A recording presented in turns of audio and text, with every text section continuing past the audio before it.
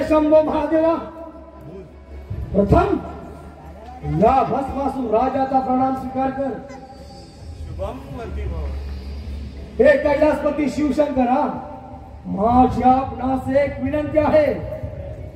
हा कैलास पर्वत सोडून इथून निघून जा आणि तुझ्या पार्वतीला माझ्या स्वाधीन कर. दत्तराज, तू तुझी मर्यादा ओलांडून बोलत आहेस.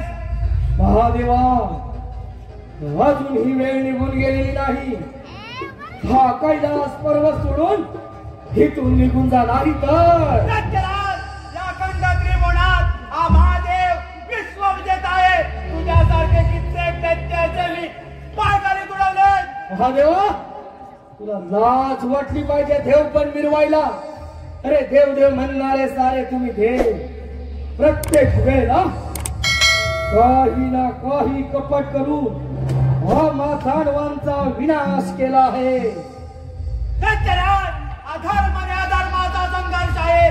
तिथे तुझा विनाश अनिश्चित आहे. महादेवा, धर्म आणि अधर्माच्या गोष्टी तुमच्या तोंडाला शोभत नाही. अरे सारीपाटाच्या खेळामध्ये कपटी कारस्थान करून त्या पार्वती बरोबर विवाहबद्ध झाला. लाज वाटली पाहिजे. दत्तराज, तुला वेळ शोभत नाही. आला मला परत जा. आतंक म्हणे आतंक. महादेवा, या सृष्टीचा संपूर्ण ब्रह्मांडाचा खरा आतंकवादी तर तू आहेस. अरे तुम्ही देवतांनी माथांडवांना वरदान द्यायचं आणि कपट करून आमचा वध करायचा.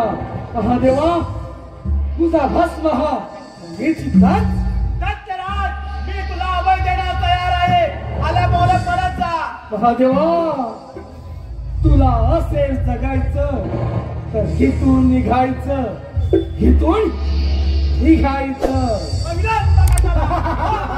महादेवा, तुझा भस्म हा निश्चित.